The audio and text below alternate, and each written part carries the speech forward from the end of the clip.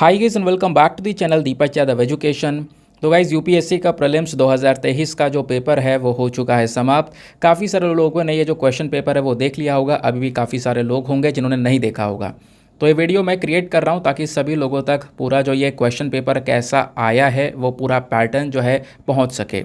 और आपको मैं पहले ही बोलता हुआ आया हूँ कि हर साल यूपीएससी एक ना एक सरप्राइज़ देता है, और इस बार भी यहाँ पर बहुत बड़ा सरप्राइज़ दिया गया। सरप्राइज़ थोड़ा ज़्यादा भारी पड़ गया, वो भारी इसलिए पड़ गया क्योंकि आपकी बार पैटर्न पूरा ही चेंज हो गया।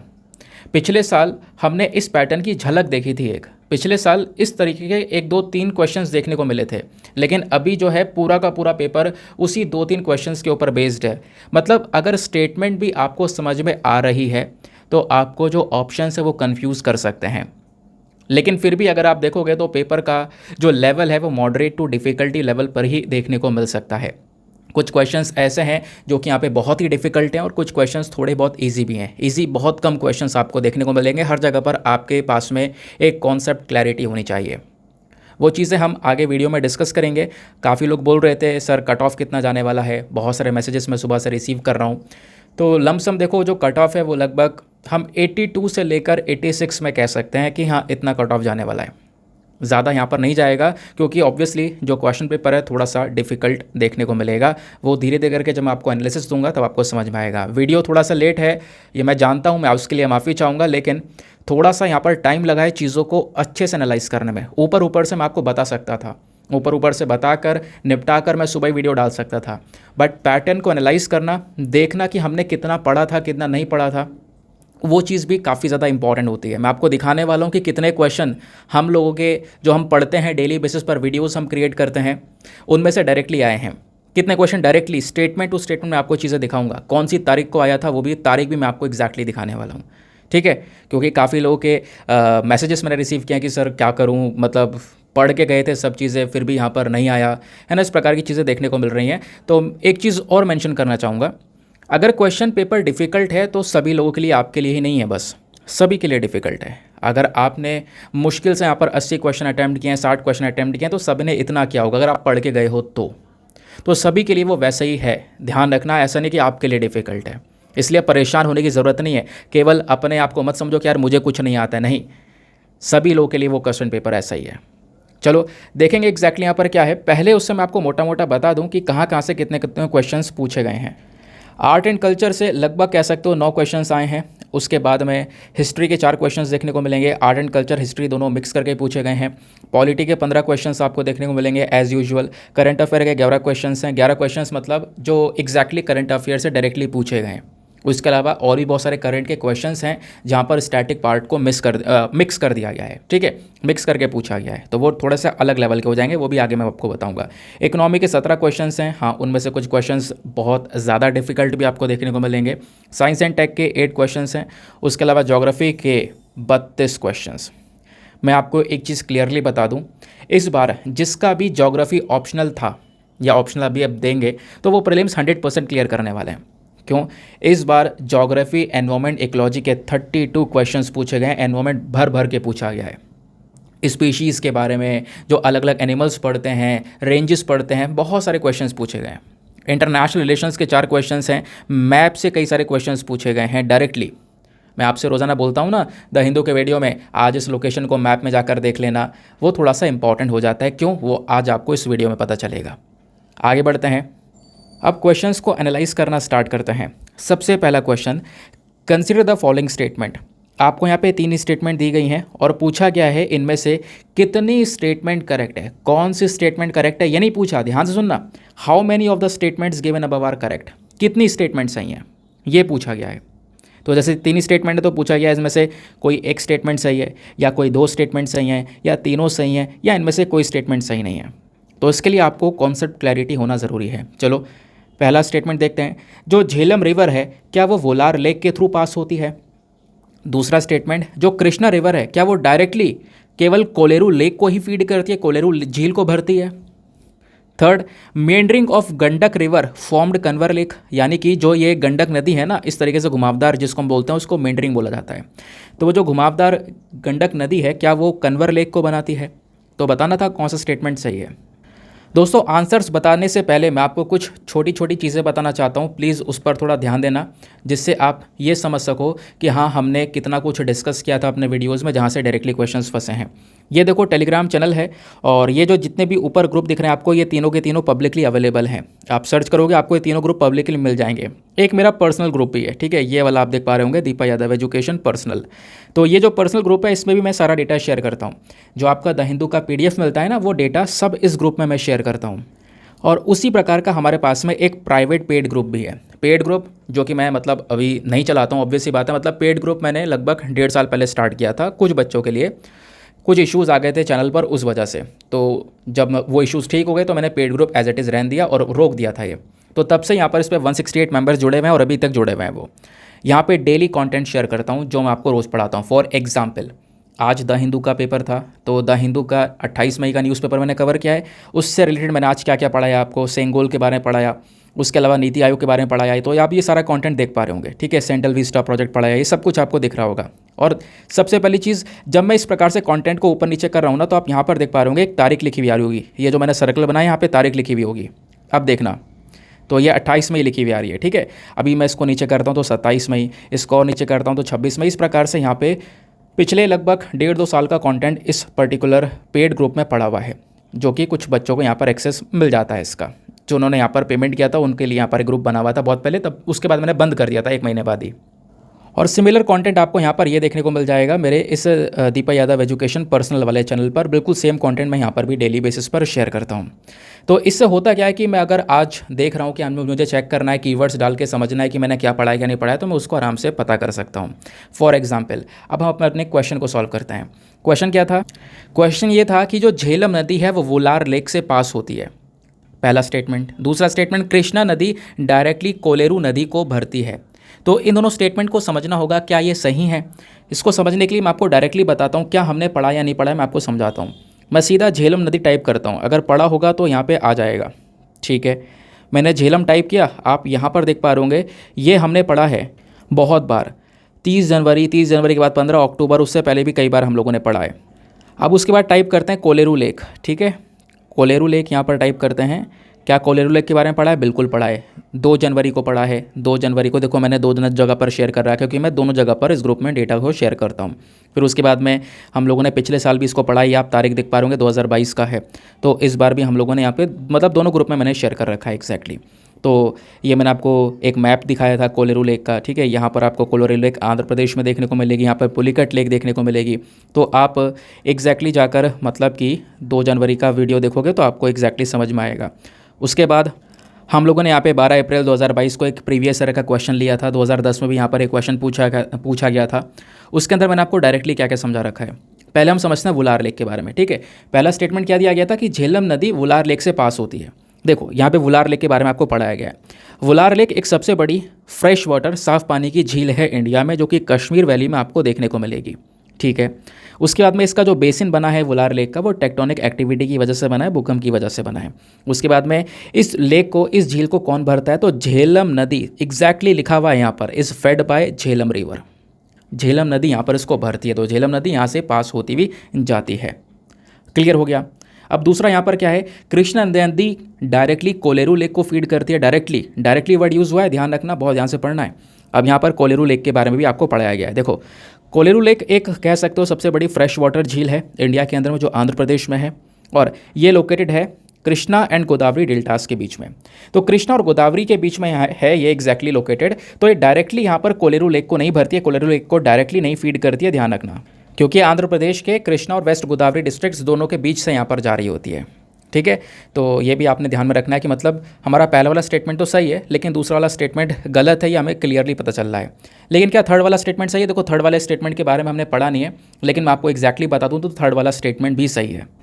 तो पहला वाला सही है, दूसरा वाला गलत है। थर्ड वाले में बोला गया है कि जो गंडक नदी है, मेंडरिंग ऑफ गंडक नदी, यानी कि जो घुमावदार नदी होती है ना, वो कंवर लेक को बनाती है।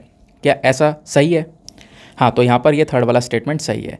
तो फर्स्ट और थर्ड हमारे सही हैं, सेकंड वाला स्टेटमेंट गलत है। तो मतलब 2 स्टेटमेंट्स हमारे करेक्ट देखने को मिलेंगे, यानी कि option number B, only 2 statements are correct. समझ गए? तो एक क्वेश्चन था, कुछ डेटा हम लोगों ने यहाँ पर इस क्वेश्चन के रिगार्डिंग डिस्कस कर रखा है। क्वेश्चन नंबर 2 पर आते हैं। क्वेश्चन नंबर 2 बहुत ज़्यादा लोगों को भारी लग रहा है कि यार ये कहाँ से पूछ लिया गया, हमने तो इसके बारे में पढ़ा ही नहीं था। ऐसे लोग आपको देखने को मिल सकते हैं। लेकिन क्वेश्चन 2 को देखते हैं। क्वेश्चन 2 में दिया गया कंसीडर द फॉलोइंग पेयर्स, आपको जोड़े बना कर दिए गए हैं। पहले पेयर में कमरजर पोर्ट के सामने आपको दिया गया है, बताया गया कि ये पहला मेजर पोर्ट है। ध्यान रखना, मेजर पोर्ट होता है, माइनर पोर्ट होता है। मेजर बड़े वाले पोर्ट, तो ये हमारे देश का पहला मेजर पोर्ट है जिसको कंपनी के तौर पर रजिस्टर्ड किया गया है। दूसरा स्टेटमेंट जो मुंद्रा पोर्ट है, मुंद्रा पोर्ट पढ़ा होगा, याद आ रहा होगा, मैंने पढ़ाया है, ठीक है। अडानी वाला पोर्ट याद होगा जहाँ पे ड्रग्स पकड़ी गई थी। तो मुंद्रा पोर्ट बेसिकली एक लार्जेस्ट प्राइवेटली ओन्ड पोर्ट है इंडिया के अंदर में। थर्ड स्टेटमेंट विशाखापत्तनम पोर्ट जो है ये सबसे बड़ा कंटेनर पोर्ट है भारत में। तो बताओ क्या ये तीनों स्टेटमेंट्स में से जो कौन कौन से जोड़े हैं जो कि बिल्कुल सही और करेक्टली मैच हैं? तो क्या आप बता सकते हो? चलो मैं आपको बताता हूँ। क्या हमने कमरजर पोर्ट को पढ़ा है? बिल्कुल पढ़ा है, प्रूफ दिखाता हूँ। वापस अपन टेलीग्राम पर आएंगे, सर्च बॉक्स में जाएंगे, हम यहाँ पे कमरजर टाइप करेंगे। मैं आपके सामने टाइप कर रहा हूँ कमरजर, ठीक है। अब यहाँ पर नीचे आते हैं, ये देखो, अरे वापस चलते हैं 6 अप्रैल को। तो यकीन नहीं होता है तो आप 6 अप्रैल का द हिंदू का वीडियो ओपन करो। हो सकता है मैंने आपसे मैप में देखने के लिए बोला हो कि इस वाले पोर्ट को जाकर एक बार मैप में देख लेना, ठीक है। कमरजर पोर्ट है ना, तो 6 अप्रैल का वीडियो एक बार देख लेना। तो ठीक है, तो यहाँ पे आप तारीख भी देख रहे होंगे ऊपर, ये मैं सर्किल बना रहा हूँ, यहाँ पे तारीख लिखी हुई आ रही होगी, ठीक है। ये देख पा रहे होंगे 6 अप्रैल।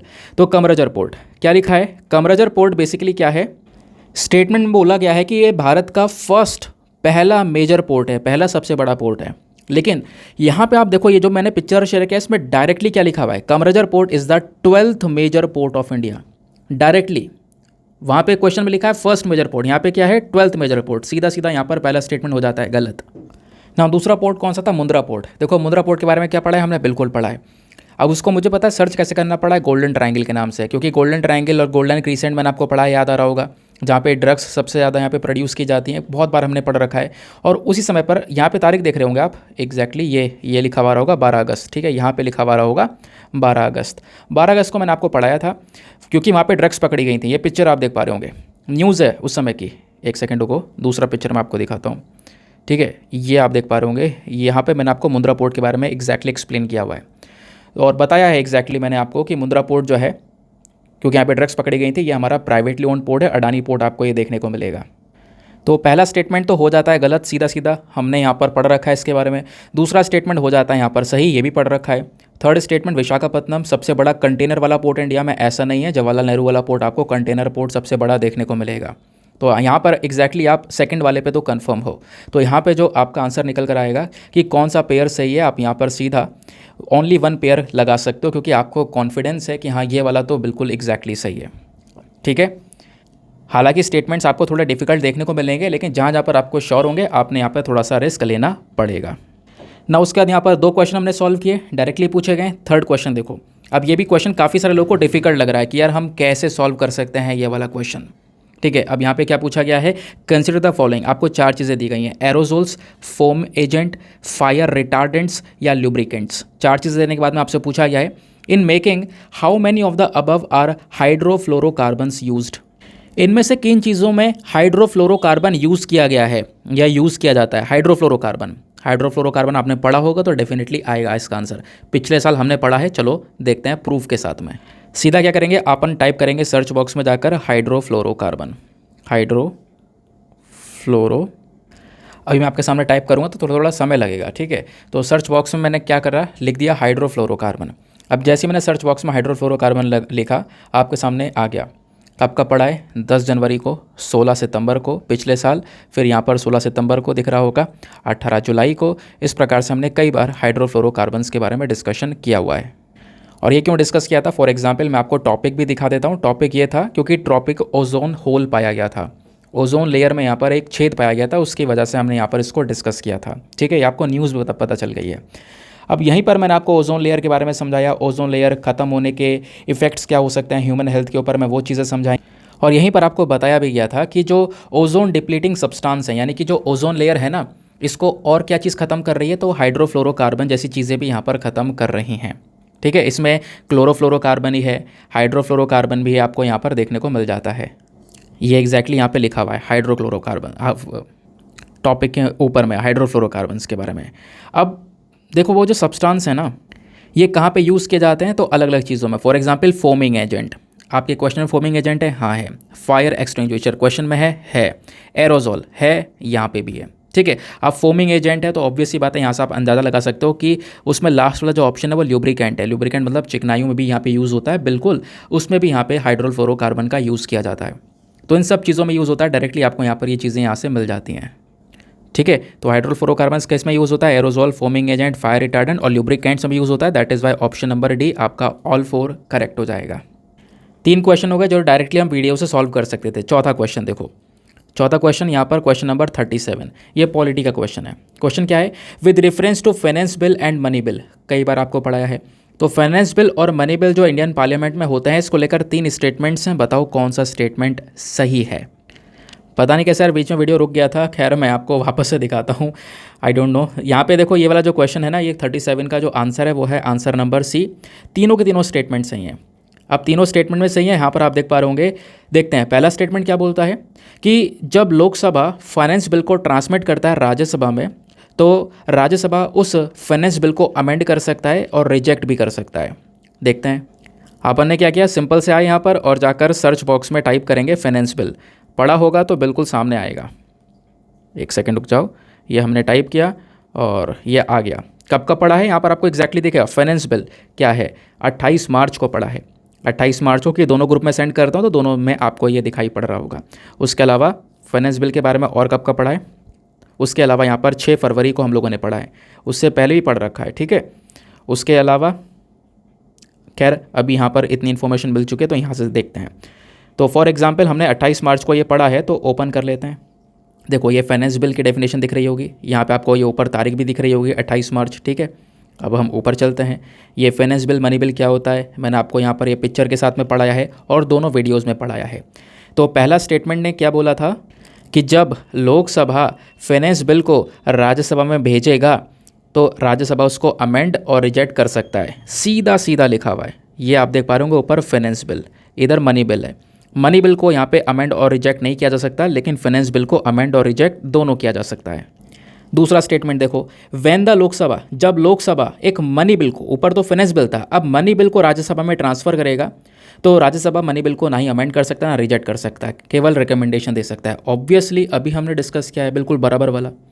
थर्ड स्टेटमेंट क्या बोलता है, इन केस ऑफ डिसएग्रीमेंट, यानी कि लोकसभा राज्यसभा डिसएग्री हो गए किसी चीज़ के ऊपर, अब दोनों में यहाँ पर पार्टी नहीं, तो इसके लिए कोई भी यहाँ पर, मतलब मनी बिल पास हुआ था, मनी बिल आया, अब लोकसभा राज्यसभा दोनों आपस में भिड़ गए मनी बिल को लेकर, इनकी दोनों की पार्टी नहीं, तो इसके लिए मनी बिल के लिए कोई ज्वाइंट सेशन नहीं होगा। लेकिन फाइनेंस बिल के लिए ज्वाइंट सेशन हो सकता है। अगर फाइनेंस बिल में आपस में भिड़ जाते हैं, दोनों साथ में बैठकर सेशन करके इस मामले को निपटा सकते हैं। क्या ऐसा है? आओ इसको देखते हैं। तो ये तो मैंने आपको ऊपर वाले दोनों स्टेटमेंट बता दिए थे। थर्ड वाला देखो, ज्वाइंट सेटिंग, तो ये वाला जो कॉन्सेप्ट है ये मनी बिल का है, ये फाइनेंस बिल का है, मैंने आपको बता चुका हूँ ऑलरेडी। तो मनी बिल में यहाँ पर ऐसा कोई प्रोविजन नहीं है, यानी जॉइंट सेटिंग का सीधा सीधा लिखा हुआ है, जॉइंट सेटिंग का कोई प्रोविजन नहीं है। लेकिन यहाँ पे प्रेसिडेंट जॉइंट सेटिंग बैठा सकते हैं, बुला सकते हैं प्रेसिडेंट दोनों को फाइनेंस बिल में, ठीक है, ये आप देख पा रहे होंगे। तो यहाँ से क्वेश्चन डायरेक्टली सॉल्व हुआ। तो इसका आंसर कौन सा हो गया, तीनों के तीनों सही हैं, यानी कि that is answer number C, all 3। Clear हो गया? चलो 4 क्वेश्चन डायरेक्टली सॉल्व हो गए। एक और दिखाता हूँ, पहले मैं आपको ये वाला 35 वाला भी दिखा देता हूँ। इसमें ना कोई ज़्यादा लॉजिक लगाने की बात ही नहीं थी, सीधा आपने पॉलिटी पढ़ी, ऑब्वियस सी बात है, प्रीलिम्स देने जा रहे हो तो पॉलिटी की किताब आपने पढ़ी होगी। पॉलिटी में चैप्टर गिन लो भाई, सीधा सीधा आपने चैप्टर मिलेगा national commission for backward classes का। यहाँ पे आपसे सीधा यही पूछा गया है कि बताओ कौन से मतलब ये जो अलग अलग 4 बॉडीज़ दी गई हैं, इन बॉडीज़ में से कौन सी बॉडी, कितनी बॉडीज़ कॉन्स्टिट्यूशनल बॉडीज़ हैं, इनमें से कितनी बॉडीज़ कॉन्स्टिट्यूशनल बॉडी हैं, संविधान में जिसकी चर्चा हुई हुई है। तो कॉन्स्टिट्यूशनल बॉडी का स्टेटस केवल national commission for backward classes को है, केवल और केवल। तो 35 का सीधा आंसर क्या होना चाहिए, ऑप्शन नंबर ए 1 ओनली, केवल एक ही को यहाँ पर कॉन्स्टिट्यूशनल स्टेटस है। National law commission, national consumer dispute redressal commission, इसके बारे में कहीं पर चर्चा नहीं है संविधान में। नेशनल ह्यूमन राइट कमीशन है तो यहाँ पर वो स्टैच्यूटरी बॉडी है, ठीक है। अब मैं आपको दिखा देता हूँ, NHRC के बारे में हमने पढ़ रखा है वैसे। दोस्तों ये देखो NHRC मैंने सीधा ऊपर लिखा है, ठीक है। और NHRC लिखने के बाद में यहाँ पर आप देख सकते हो कि NHRC एक इंडिपेंडेंट स्टैच्यूटरी बॉडी है, कोई कॉन्स्टिट्यूशनल बॉडी नहीं, एक स्टैच्यूटरी बॉडी है, एक एक्ट के माध्यम से बनाई गई है। जबकि जो बैकवर्ड क्लासेस वाली बॉडी है वो एक कॉन्स्टिट्यूशनल बॉडी, आपको पूरा चैप्टर मिलेगा। वो एक सरल क्वेश्चन था, आप उसको कर सकते थे, ठीक है। मतलब आपको पॉलिटी पढ़नी थी, ऑब्वियस सी बात है, पढ़े होंगे तो कर लिए होंगे। तो कितने हो गए, 5 क्वेश्चन डायरेक्टली हो गए। आते हैं आगे। मैं उससे पहले एक चीज़ दिखाना चाहूँगा कि लोगों ने पहले से यहाँ पे कमेंट करना स्टार्ट कर दिया। देखो जो पेपर का डिफ़िकल्टी लेवल है वो सबके लिए है। अब मेरे पास में कुछ इस प्रकार से कमेंट आने लगे, यार तुमको साल भर एकदम मन से फॉलो किया, एक क्वेश्चन भी नहीं फंसा तुम्हारे पीडीएफ से, जो शुरू में ही लेक्चर में तुम बोलते हो पीडीएफ डाउनलोड कर लो, और चैनल को भी जल्दी अनफॉलो कर दूंगी। तो देखो मैंने जैसा बोला, आपने ज़्यादा ध्यान से नहीं पढ़ा होगा इन चीज़ों को, क्योंकि कहीं ना कहीं वो चीज़ें मिल रही हैं। आप भी यहाँ पर देख पा रहे होंगे कहीं ना कहीं वो चीज़ें डायरेक्टली यहाँ पर पाई जा रही हैं इसी कंटेंट में। और जैसे मैंने बोला है, क्वेश्चन अगर डिफ़िकल्ट हैं पेपर पूरा, तो सभी लोगों के लिए डिफ़िकल्ट है। इस चीज़ को यहाँ पर समझने की कोशिश करो। मैं भी कह रहा हूँ कि यहाँ पेपर का डिफ़िकल्टी लेवल थोड़ा सा ज़्यादा था, बट आपने थोड़ा और डीपली पढ़ना था। यूपीएससी ने अब की बार आपसे और डीपली पूछ लिया है, क्योंकि एलिमिनेशन टेक्निक हटा दी है। वो वाली अगर क्वेश्चंस के अगर ऑप्शन वैसे वाले प्रेजेंट होते तो मैक्सिमम क्वेश्चन, मतलब 10-15 क्वेश्चन लोग ज़्यादा अटैम्प्ट करके आते, बट ऐसे ऑप्शंस की वजह से क्वेश्चंस कम अटैम्प्ट कर पाए लोग। ठीक है, एनीवे आगे बढ़ते हैं। देखो छठा क्वेश्चन, देखो क्वेश्चन यहाँ पर क्या था, with reference to ancient south India. Ancient south India के रेफरेंस में, ये क्वेश्चन लोगों को डिफिकल्ट लग रहा था कि ये क्वेश्चन है क्या। साउथ इंडिया के एंशेंट के रेफरेंस में कोरकई, पोम्पुहर और मुचिरी ये किस चीज़ के लिए जाने जाते थे? क्या ये कैपिटल सिटीज़ थी, या ये पोर्ट्स थे, बंदरगाह थे, या ये सेंटर थे आयरन स्टील मेकिंग के, या फिर ये जैन तीर्थंकर्स के श्राइन्स थे? बताओ क्या है स्टेटमेंट। मैं आपको बताऊं, इसका सही उत्तर है ऑप्शन नंबर बी, पोर्ट्स। क्या हमने पढ़ा था? बिल्कुल पढ़ा था, थंबनेल लगाया था इस टॉपिक के ऊपर। देखो दोस्तों, मैं टेलीग्राम पर आया हूँ, सर्च बॉक्स में मैंने पोम्पुहर सीधा लिख दिया है। अब मैं आपको दिखाता हूँ पोम्पुहर के बारे में कब पढ़ा। 24 जनवरी को हम लोगों ने पढ़ा। कब? 24 जनवरी को। 24 जनवरी का वीडियो ओपन करो, वीडियो ओपन करोगे आपको थंबनेल मिलेगा। कौन सा थंबनेल मिलेगा? ये वाला देखो, 24 जनवरी को थंबनेल लगाया, समुद्र के नीचे मिला प्राचीन शहर।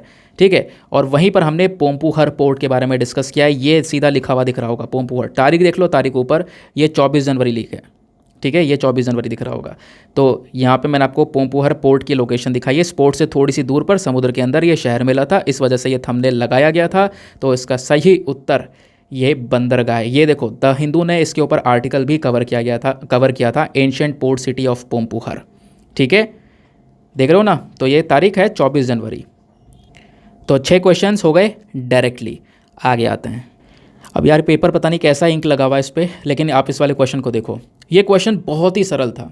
ये क्वेश्चन सभी लोगों को अटेम्प्ट करके आना चाहिए था। आप पॉलिटी उठाओ, पहला चैप्टर खोलो, या हिस्ट्री उठाओ, आपको ये देखने को ही मिलेगा पहला क्वेश्चन। इसमें कुछ करने की ज़रूरत ही नहीं थी। आपको मैंने बोलते बोलते भी कई बार यहाँ पे वीडियोज़ में इसके बारे में जिक्र किया हुआ है। क्या क्वेश्चन है, by which one of the following acts was the governor general of Bengal designated as a governor general of India? कौन से एक्ट के माध्यम से गवर्नर जनरल ऑफ बंगाल को गवर्नर जनरल ऑफ इंडिया का जो डेजिग्नेशन है वो दिया गया? तो इसका सही उत्तर कौन सा है? इसका सही उत्तर आपको डी देखने को मिलेगा, द चार्टर एक्ट ऑफ 1833। आपको पॉलिटी में मिल जाएगा, हिस्ट्री में मिल जाएगा, सब जगह मिल जाएगा। इसको अटैम्प्ट करना चाहिए था। ठीक है, एक ईजी क्वेश्चन है ये। कितने हो गए? 7 क्वेश्चन। नेक्स्ट क्वेश्चन पर आते हैं दोस्तों। यहाँ पर अगला क्वेश्चन आपको दिख रहा होगा, ये सिंपल सा है। इसको आई होप सभी लोगों ने बिल्कुल सही अटेम्प्ट किया होगा। क्वेश्चन क्या है, विच one of the following countries has its own satellite navigation system? कौन सा देश है जिसके पास में खुद का नेविगेशन सिस्टम है? अभी थोड़े दिनों पहले मैंने आपको ऑलरेडी नेविक के बारे में पढ़ाया था, याद आ रहा होगा, दूसरे वाले वीडियो में, मॉर्निंग वाले वीडियो में। ठीक है, इंडिया का नेविक वाला सिस्टम है। अभी हम जीपीएस सिस्टम यूज़ करते हैं यूएसए का। तो इस प्रकार का खुद का जो नेविगेशन सिस्टम है वो कौन से देश का है? सही उत्तर है ऑप्शन नंबर डी, जापान। क्या हमने पढ़ा है? 100% पढ़ा है दोस्तों। मैं सीधा सीधा यहाँ पे सर्च बॉक्स में नेविक लिखूंगा, नेविक, क्योंकि मैंने इंडिया के इस वाले सिस्टम के बारे में आपको पढ़ाया है। ठीक है, देखो 2 अप्रैल उसके बाद में जनवरी में, सॉरी यहाँ पर देखो किसी ने मेंस वाले ग्रुप में नेविक के बारे में बात भी की है। ठीक है ना, नेविक इसके रिलेटेड है ना, इस प्रकार से बात भी की है जो हमारा मेंस वाला ग्रुप है। ये देखो नेविक के ऊपर आपसे मेंस का क्वेश्चन भी पूछा गया है। लोग यहाँ पर चर्चा कर रहे हैं, वो हमारे डिस्कशन वाले ग्रुप में। ठीक है, तो सिंपल सी बात है। देखो 27 अक्टूबर को भी यहाँ पे आपसे ये जो क्वेश्चन है वो पूछा गया, मतलब पढ़ाया हुआ है। तो 27 अक्टूबर का भी आप यहाँ पे वीडियो देख सकते हो। जीपीएस और नेविक के बीच में क्या डिफरेंस है ना, ये मैंने आपको देखो, GPS, Galileo system, GLONASS system ये रशिया का है। ठीक है, रशिया ने अपना डेवलप कर रखा है। गैलीलियो बेसिकली यूरोप का है, और जापानीज़ गवर्नमेंट, जापान का अपना खुद का इनका कौन सा जीपीएस सिस्टम है, यानी नेविगेशन सिस्टम है, कौन सा QZSS, ये भी पढ़ा रखा है। क्वासी जेनेथ सैटेलाइट सिस्टम, ये जापानीज़ का है। इसमें कौन सा सही उत्तर है? जापान। डायरेक्टली आपको सही उत्तर देखने को मिल जाएगा। ठीक है ना। और दोस्तों अगर ये भी नहीं तो यहाँ पर सीधा देखो, लाइव मिनट का यहाँ पर एक डेटा है नेविक को लेकर। मैंने जो हमारा मॉर्निंग वाला वीडियो आता है ना, पहले वो मैं रात में शेयर करता था, उससे मैंने यहाँ पर डिस्कस किया है। ठीक है, यहाँ पर भी आपको एग्जैक्टली इस पिक्चर में देखने को मिल जाएगा। कहाँ पर देखने को मिल जाएगा, ये देखो क्या लिखा हुआ है, यहाँ पे एग्जैक्टली लिखा हुआ है। इस प्रकार का सिस्टम अभी तक यूरोपियन यूनियन, उसके बाद में जापान, रशिया के पास में ऑलरेडी है, चाइना के पास में भी है, बट हमारे पास में अब यहाँ पर देखो क्वेश्चन में ना ही यहाँ पर चाइना है ना ही यहाँ पे रशिया है, केवल ऑस्ट्रेलिया, उसके बाद में आपको कनाडा देखने को मिलेगा, इजराइल देखने को मिलेगा। इन तीनों का कहीं पर भी जिक्र हमने किया ही नहीं है, केवल जापान का, और जापान का सिस्टम कौन सा है वो भी आपको बता रखा है। तो option number D is the correct answer. कितने हो गए क्वेश्चन, अब गिनते रहो, मैं भूल गया गिनती। नाउ ये मोस्ट ईजी क्वेश्चन कह सकते हो। ये क्वेश्चन सभी को पता था आएगा, 100% आएगा, ये सबको पता था। क्वेश्चन क्या है कि कुछ देशों के नाम दिए गए, 6 देशों के नाम, बुल्गारिया, चेक Republic, Hungary, Latvia, Lithuania, Romania. पूछा गया है इनमें से बताओ कौन सा देश जो है वो यूक्रेन के साथ में बाउंड्री को शेयर करता है। पर रशिया यूक्रेन का वॉर चल रहा है, एक ना एक क्वेश्चन तो बनना ही था। यूक्रेन की लोकेशन पूछ ली गई, हज़ारों बार आपको यहाँ पे पढ़ा चुके हैं, 1000 बार नहीं कहना चाहिए, बट फिर भी मैक्सिमम पॉसिबिलिटी यार कम से कम 50-60 बार तो आपको पढ़ा रखा होगा वीडियोज़ के अंदर में। ठीक है, तो चलो खुद अंदाज़ा लगाओ यहाँ पे यूक्रेन के पास में कौन सा देश होगा जो बाउंड्रीज को शेयर कर रहा होगा। ठीक है, तो इसका सही उत्तर आपको क्या देखने को मिलेगा, वो है हंगरी और रोमानिया। 3 और 6 यानी केवल 2 कंट्रीज़। मतलब क्वेश्चन आसान था लेकिन ऑप्शन ने इसको डिफ़िकल्ट बना दिया। इन 6 देश में से कौन से कितने देश हैं जो कि बाउंड्रीज़ को शेयर करते हैं, केवल 2, केवल 3, केवल 4 या फिर केवल 5। तो दोस्तों यहाँ पर ये आप लोकेशन देख सकते हो। ठीक है, इधर यहाँ पे रोमानिया हो गया और ये हंगरी हो गया, ये दोनों बाउंड्री को शेयर कर रहे हैं, उसके अलावा कोई दूसरा देश यहाँ पर नहीं है। अगले क्वेश्चन की तरफ, लोगों को मोस्ट डिफ़िकल्ट क्वेश्चन लगा है ये, लेकिन मैं कहूँगा ये जो मेरे वीडियोज़ देख रहे हैं उनके लिए सबसे आसान क्वेश्चन था ये। कहोगे नहीं सर ऐसा क्वेश्चन तो कोई पूछा ही नहीं गया, क्या देखो क्या पूछा गया, वोल्बाचिया मेथड जो है, Wolbachia method is sometimes talked about with reference to which one of the following. Wolbachia एक मेथड है, वो किस चीज़ के लिए यूज़ किया जाता है। ऑप्शन ए, जो वायरल डिजीज़ मच्छर फैलाते हैं उसको रोकने के लिए यूज़ किया जाता है, या फिर ऑप्शन बी, जो क्रॉप रेसिड्यूज़ होते हैं उसको पैकिंग मटेरियल में कन्वर्ट करने के लिए यूज़ किया जाता है, या फिर बायोडिग्रेडेबल प्लास्टिक को प्रोड्यूस करने के लिए यूज़ किया जाता है। पता है जैसे मैंने क्वेश्चन देखा मैंने सोचा यार जो लोग वीडियोस देखे हैं जिन्होंने जब मैंने डेंगू मलेरिया ये वाले टॉपिक्स कवर किए हैं 100% सॉल्व करके आए होंगे लोग। तो इसका सही उत्तर क्या है, option number A. Wolbachia method basically एक तरीका है जिससे क्या होता है, जो वायरल डिजीज़ मच्छर फैलाता है, मच्छर स्प्रेड करता है, उसको यहाँ पे कंट्रोल किया जाता है वोल्बाचिया मेथड से। क्या हमने पढ़ा है, बिल्कुल। दोस्तों मैं प्रूफ के लिए आपको यहाँ पर दिखाना चाहूँगा, मैं सीधा वोल्बाचिया लिखूँगा, कम से कम कुछ नहीं तो 50-60 बार पढ़ा होगा। सीधा वोल्बाचिया लिख दिया, ये देखो वोल्बाचिया बैक्टीरिया। ठीक है, कब तारीख देखो, तारीख 17 मई, 17 मई के बाद में यहाँ पर 9 अप्रैल, 9 अप्रैल के बाद पिछले साल 12 नवंबर, 2 अगस्त, सब जगह दिख रहा होगा, 2 अगस्त के बाद में 1 जुलाई, पिछले साल की बात कर रहा हूँ। ये इस तरीके से क्वेश्चन पूछा गया है। और जैसे मैंने बोला जब भी जिसने देखा है डेंगू मलेरिया की बात हुई है, तारीख देखना यहाँ पे 17 मई लिखी हुई है। ठीक है, तो डेंगू के बारे में कुछ दिन पहले भी आपको पढ़ा है। और यहीं पर नीचे जाओगे सीधा क्या लिखा है, Wolbachia bacteria to successfully control dengue in Indonesia. Indonesia ने इस पर्टिकुलर मेथड का यूज़ किया था। और ये मेथड कैसे यूज़ किया, जो साइंटिस्ट हैं इन्होंने कुछ मॉस्किटोज़ को यहाँ पे इन्फेक्ट कर दिया वोल्बाचिया बैक्टीरिया से और उनको शहर में छोड़ दिया, जिससे यहाँ पर वो लोकल मॉस्किटोज़ के साथ में ब्रीडिंग करी, जिससे सभी मच्छरों में वोल्बाचिया बैक्टीरिया पहुँच गया। ठीक है, इसी से यहाँ पर ये जो है मॉस्किटोज़ है उनकी संख्या को रोकने का काम किया। तो वोल्बाचिया मेथड किस लिए है, मच्छरों से जो वायरल डिजीज़ फैलती है उसको रोकने के लिए। सीधा सीधा क्वेश्चन यहाँ से। ठीक है, अब बताओ और क्या लोगे। मतलब दोस्तों मैं लगभग आपको 10 क्वेश्चंस बता चुका हूँ ऐसे जो डायरेक्टली हमारे वीडियो से निकल कर आ रहे हैं। और ऐसा नहीं कि मैं कोई हवा में बातें कर रहा हूँ, मैं आपको सामने प्रूफ भी दिखा रहा हूँ। आप चाहो तो चेक करो उन दिन के वीडियोज़ जा जाकर। ठीक है, अब उसके बाद में अगला क्वेश्चन देखो, क्वेश्चन नंबर 85। क्वेश्चन नंबर 85 क्या बोलता है, यहाँ पर मेंशन किया गया है, consider the following statement in respect of constitution day. Constitution day को लेकर सवाल पूछ लिया गया है। भैया क्यों आ गया ये, अब की बार इंपॉर्टेंट डेज भी इंपॉर्टेंट हो गए हैं क्योंकि हैंडलूम डे के बारे में सवाल पूछ लिया गया था। तो अभी कॉन्स्टिट्यूशन डे क्यों पूछा गया है, 26 नवंबर को हर साल कॉन्स्टिट्यूशन डे सेलिब्रेट किया जाता है। तो पहला स्टेटमेंट तो वैसे ही सही है कि भैया पता है 26 नवंबर को हर साल कॉन्स्टिट्यूशन डे का सेलिब्रेशन चलता है। स्टेटमेंट 2 देखो क्या बोलता है।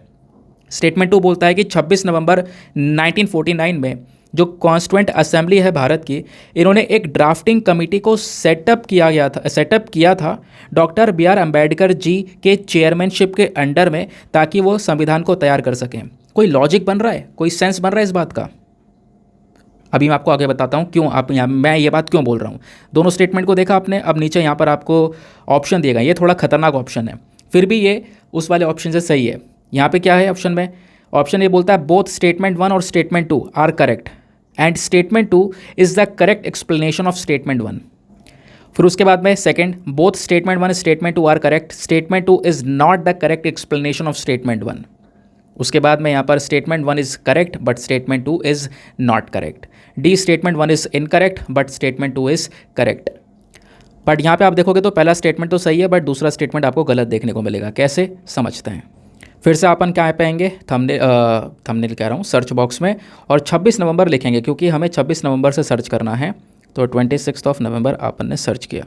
सर्च करने के बाद में सीधा नीचे आओ तो 26 नवंबर ये देखो कब है बात, 26 जनवरी को हमने डिस्कस किया था ये टॉपिक, ठीक है। उससे पहले जनवरी में, उससे पहले 19 दिसंबर को डिस्कस किया था, ये आप खुद देख पा रहे होंगे। तो फॉर एग्जांपल हम यहीं पे ओपन कर लेते हैं इसको। तो यहाँ पे मैंने आपको कॉन्स्टिट्यूशन के बारे में समझाया है। सीधा सीधा पहला स्टेटमेंट लिखा हुआ है 26 नवंबर 1949 में जो हमारी कॉन्स्टिट्यूएंट असेंबली ऑफ इंडिया है उन्होंने संविधान को एडॉप्ट कर लिया था और वो संविधान को साइन किया गया 26 जनवरी 1950 में, तब से यहाँ पे लागू हो गया। लेकिन 26 नवंबर 1949 इंपॉर्टेंट डेट थी, ठीक है। तो पहला स्टेटमेंट हो गया सही है हमारा। अब देखो मैंने आपको यहाँ पर ये भी बता रखा है कि संविधान को बनाने के लिए अलग अलग कमिटीज़ बनाई गई। Drafting committee B.R. Ambedkar ji के अंडर में, union power committee Jawaharlal Nehru ji के अंडर में। जब संविधान यहाँ पर रेडी हो चुका है, तैयार हो चुका है, तो कमेटी बाद में बनकर क्या करेगी। तो देख रहे हो यहाँ पर क्वेश्चन, इसका क्वेश्चन का आंसर क्या हो जाएगा, सी हो जाएगा। स्टेटमेंट 1 तो सही है लेकिन स्टेटमेंट 2 बिल्कुल गलत है क्योंकि कॉन्स्टिट्यूशन डे देखो सेलिब्रेट होता है 26 नवंबर को। मैंने आपको बता दिया हर साल यहाँ पे हम लोग सेलिब्रेट करते हैं, बट 26 नवंबर 1949 में कॉन्स्टिट्यूएंट असेंबली ऑफ इंडिया ने ड्राफ्टिंग कमेटी को सेटअप किया। भैया संविधान तैयार हो चुका है, अडॉप्ट हो चुका है, अब यहाँ पर ये ड्राफ्टिंग कमेटी को बैठा कर सेटअप करके क्या करेंगे, ठीक है। तो एक लॉजिक यहाँ पर यूज़ करके ऑप्शन नंबर सी हमारा सही उत्तर हो जाएगा। अगले क्वेश्चन पर आते हैं। नाउ नेक्स्ट क्वेश्चन, यहाँ पे 93rd नंबर का क्वेश्चन है। ये थोड़ा सा पिक्चर सही नहीं आया है लेकिन कोई बात नहीं, समझने के लिए ठीक है। अगेन यहाँ पे आपको पेयर दिए गए हैं और बताना क्या है कि इनमें से बताओ कितने पेयर सही हैं, कितने पेयर सही मैच किए गए हैं। पहला पेयर नॉर्थ कीवू और इतूरी। नॉर्थ कीवू और इतूरी ये जगह के नाम है लेकिन ये न्यूज़ में इसलिए थे क्योंकि ये दो जगह वो हैं जिसको लेकर लड़ाई हुई है आर्मेनिया और अज़रबैजान के बीच में। पहला स्टेटमेंट। दूसरा नगोर्नो काराबख। नगोर्नो काराबख न्यूज़ में था क्योंकि यहाँ पे ये मोजाम्बिक में है क्योंकि यहाँ पर इंसर्जेंसी हो गई थी। भाई सीधा सीधा गलत आंसर। मैंने आपको आर्मेनिया अज़रबैजान का कॉन्फ्लिक्ट पढ़ाया है या नहीं पढ़ाया है। इवन आप मेरे चैनल पर जाओगे Armenia Azerbaijan conflict by Deepa Yadav education type करोगे, सिंपल मेरा वीडियो सामने निकल कर आ जाएगा। वहाँ पे मैंने आपको बताया है कि आर्मेनिया अज़रबैजान लड़ मर रहे हैं किस चीज़ के लिए, नगोर्नो काराबख रीजन के लिए। दोनों की स्टेटमेंट गलत है, पहला और दूसरा, ठीक है, क्योंकि ये इससे मैच हो रहा है, ठीक है। तो पहला वाला पेयर भी गलत है और दूसरा वाला पेयर भी सीधा सीधा गलत है क्योंकि आपको आर्मेनिया अज़रबैजान नगोर्नो काराबख पता, आप सीधा 2 कैंसिल कर सकते हो। तीसरा देखते हैं, खेरसोन और ज़ैपोरिज़िया। खेरसोन और ज़ैपोरिज़िया ये दो अलग से यहाँ पर आपको रीजन न्यूज़ में देखने को मिलेंगे। क्यों? क्योंकि इजराइल और लेबनान की इन दो एरिया को लेकर लड़ाई हो रही है। भाई इजराइल और लेबनान यहाँ पर इन दोनों एरिया में क्या करेंगे। ज़ैपोरिज़िया तो यूक्रेन में है। ज़ैपोरिज़िया न्यूक्लियर प्लांट के बारे में पता होगा, ये यूरोप का सबसे बड़ा न्यूक्लियर प्लांट न्यूज़ में था लगातार। मैं अगर टाइप कर दूँ तो सामने निकल कर आ जाएगा, ठीक है। लेकिन स्पेलिंग यहाँ पर थोड़ी सी अजीब सी है लेकिन कोई बात नहीं, आपको दिखाने के लिए मैं टाइप कर देता हूँ। लेकिन वही देखने को मिल रहा है, मतलब कि ना पहला सही है, दूसरा सही है, ना तीसरा सही है। और इसका सही उत्तर क्या हो जाएगा, ऑप्शन नंबर डी, नन। सरल क्वेश्चन था, बिल्कुल आसान क्वेश्चन था। दोस्तों आपके लिए मैंने टाइप कर दी इतनी लंबी स्पेलिंग, लेकिन देख सकते हो सर्च बॉक्स में टाइप कर दिया। कब कब पढ़ा है, 10 अप्रैल। उसके बाद में 5 जनवरी। देखो मैं पावर प्लांट की बात कर रहा था, पावर प्लांट सामने निकल के, मुझे पता था क्वेश्चन बनना है इससे, ठीक है। अभी नेट यूज़ नहीं हो रहा है क्या यार, शायद वाईफाई का कनेक्शन स्लो हो गया, चलो कोई बात नहीं, ये वाला खुल गया है। ये आप देख सकते हो ज़ैपोरिज़िया न्यूक्लियर प्लांट के बारे में चर्चा की जा रही है। कहाँ पर है सर, ये यूक्रेन में है। ज़ैपोरिज़िया भी यूक्रेन में है और खेरसोन भी। तो ये इजराइल लेबनान क्या करेंगे यहाँ पर, तो ये वाला स्टेटमेंट हो गया गलत, लास्ट वाला। उसके बाद मैंने आप लोगों के लिए आर्मेनिया टाइप कर दिया है। अब ये देखो आर्मेनिया अज़रबैजान का हमने कॉन्फ्लिक्ट पढ़ा या नहीं पढ़ा है, बिल्कुल पढ़ा है। 16 अगस्त यानी पिछले साल 2022 में बिल्कुल पढ़ा है। ओपन करते हैं, यहाँ पे आप देख पाओगे सीधा सीधा, ये देख पा रहे होंगे आर्मेनिया अज़रबैजान में जो एक रीजन को लेकर लड़ाई है वो नागोर्नो काराबख, सीधा सीधा लिखा है या नहीं लिखा है, ठीक है। नागोर्नो काराबख के लिए आपस में लड़ रहे हैं ये दोनों। यहाँ पर भी आप देख पा रहे होंगे नागोर्नो काराबख की यहाँ पर चर्चा की जा रही है। मैंने बोला भी वीडियो में, आप चेकआउट कर सकते हो। तो ये आपको पता चल गया डिस्प्यूट किस चीज़ वजह से है। तो दोस्तों इसका आंसर नन हो गया। चलो आगे आते हैं अगले क्वेश्चन की तरफ। इस क्वेश्चन में थोड़ा सा लॉजिक चाहिए, मतलब बहुत सिंपल सा है, मैं आपको बताऊंगा, लेकिन उससे पहले इस वाले क्वेश्चन को एक बार और देखो, इस वाले को। अब यहाँ पे अगेन फिर से न्यूज़ मैप इन न्यूज़ के बारे में चर्चा की जा रही है। बहुत लोकेशन मैं आपको बोलता हूँ देखने के लिए, और ज़ैपोरिज़िया को लेकर मैंने आपसे जो पहले मैं टेस्ट सीरीज चलाता था, मैंने उसमें भी यहाँ पे क्वेश्चन पूछा हुआ है, ठीक है। अब ये देखो, ये क्वेश्चन क्या है, यहाँ पे भी कुछ अलग अलग जगह के नाम है, वो किसी न किसी लड़ाई की वजह से न्यूज़ में है। ये कौन से देश में स्थित है जगह, ये आपने बताना है। दोनबस क्या सीरिया में है, सरासर गलत। दोनबस भाई अगेन यूक्रेन में है। दूसरा काचिन इथोपिया में है, बिल्कुल गलत। काचिन तो म्यांमार में है। तिग्रे नॉर्थ यमन में है, गलत। आपको अगर तिग्रे पता है और इथियोपिया पता है, काम खत्म, आप यहाँ पे क्वेश्चन सॉल्व कर जाओगे। दोनबस तो आप लगातार पढ़ रहे हो, यूक्रेन में है, लेकिन यहाँ पे आप देख पाओगे तिग्रे जो है वो इथियोपिया के अंदर में। तिग्रे में क्राइसिस हुआ, मैं आपको दिखाता हूँ दोस्तों। मैं फिर से आया हूँ और यहाँ पर मैं तिग्रे सर्च करता हूँ, तिग्रे रीजन। देखो कब कब पढ़ा है हमने, ये देखो तिग्रे इथियोपिया की सीधे बात हो रही है, 27 मार्च, ठीक है। फिर 2021 में भी हम लोगों ने इसके बारे में पढ़ा, क्योंकि 2021 से लगातार न्यूज़ में है। एक रिपोर्ट आई थी पिछले साल कि कहाँ पर सबसे ज़्यादा इंटरनेट शटडाउन हुआ है। तो इंटरनेट शटडाउन सबसे ज़्यादा कहाँ पे हुआ है, उसमें यहाँ पर तिग्रे वाला रीजन भी था, जो कि इथियोपिया में, क्योंकि वहाँ पर काफ़ी सारे लड़ाइयाँ, भूखमरी बहुत ज़्यादा देखने को मिलेगी।